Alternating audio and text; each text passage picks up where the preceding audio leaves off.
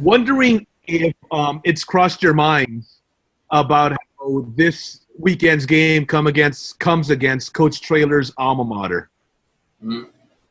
Yes, sir. Okay. Apologies. Can you hear me now, Tariq? Yes, sir. Okay. Apologies. So in knowing that and kind of, realizing that it's his alma mater, any extra whatever, however you might want to describe it, any extra something because of that for you?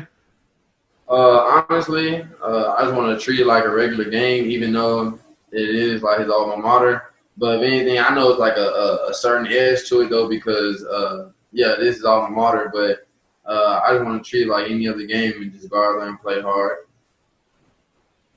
Is it evident to you, or does it seem obvious to you when he's coaching you guys up and in the stories he tells you guys and the way he communicates to you? Is it pretty obvious that where he grew up and including SFA is a big part of his life? Yes, sir. It is, but at the same time, some of the stories he does tell, it is pretty cool. Like the stories he told us one earlier, and then it was a pretty cool story, but. It kind of relates back to the last question. He does have a little edge that he has, and he wants to go out here and just go out there and have a great game versus them. Appreciate it, Tariq. Thank you. Yes, sir. Greg? Tariq, how did you feel about the play of the secondary overall on Saturday? I felt like we did a great job, to be honest. We all played pretty hard, and we all gave what we could. Even though it may have not seemed like it to the people's view on TV or whoever has their own opinions, but I feel like we all played a good game, even though there's a lot still to be done and to work on. Overall, for us to go out there and play that well in our first game and go out there and play great, I feel like we're going to have a pretty fun season this year. What did it feel like for you to make that hit on Tyler Vitt when you came off the edge and got that sack? Honestly, it felt pretty good. It went my first sack, and I don't know, just a lot of emotion going into that play because I just wanted to go out there and make a play and help the team. And that play came after I gave up a play. So that play came, and I just wanted to go make a play. And that happened, and just a big hit on the quarterback. And I just wanted to probably change the tempo. As a guy transitioning from offense, how did you learn how to tackle like that? Where did you develop? How did that develop for you? Coach Nick does a pretty good job with teaching us tackling drills at practice. And we actually have like a tackle circuit that goes in during practice. So just incorporating that in the game really helped during that play. Did the physicality of the position come kind of naturally to you, or was that a transition at all?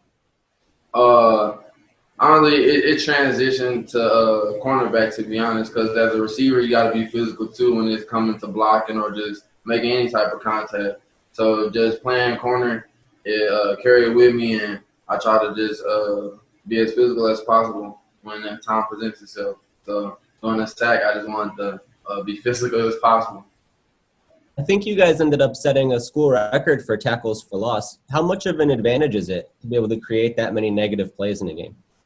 Honestly, to me, it feels pretty good because, like I said, it's my first time playing defense, and I ain't never really been a part of something like that. So just being out there and being part of that tackles for loss, right? Yeah.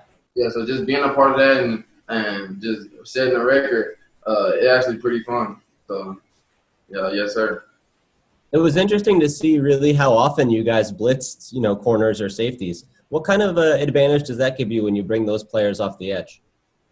I feel like it's a great advantage because not a lot of teams will expect the cornerback to come in and blitz most of the time. So just doing that, it kind of I feel like it helps the defense a lot tremendously to send that corner blitz. Okay, Hector? Hey, Tariq, back to what I was asking a little while ago about Coach Traylor and, the alma mater and East Texas roots. You mentioned how there was one story in particular that you thought was kind of funny. Just thought I'd see if you wanted to share it or share a like story that when you hear it, you think Geez, Coach Trailer. There's Coach Trailer. That's the typical Coach Trailer. One of those type things. I would rather not say. Totally understood. Yes, sir. Appreciate it, Tariq. Thank you. Anything else? Oh, Greg? Yeah, Tariq, what do you expect the atmosphere in the Alamo Dome to be like this weekend? I expect it to be pretty loud. I know we can't have a full capacity of fans, but I know that I think they said it's 11,000. And I know in a dome, 11,000 people, it still sound like a super huge boom. So I just know that the atmosphere is going to be pretty live, kind of like Saturdays and last Saturday. But I anticipate more people to be there, and it'll be a pretty live game. What would you say to any of your fans who are trying to make the decision whether they want to come out and take some of the risks that might be involved in that?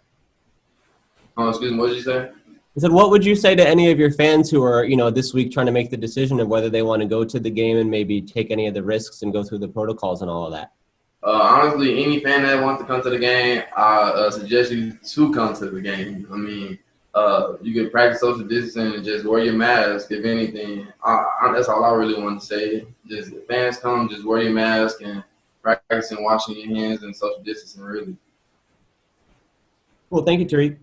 You're welcome. All right. Thanks, Tariq. Thanks, everyone.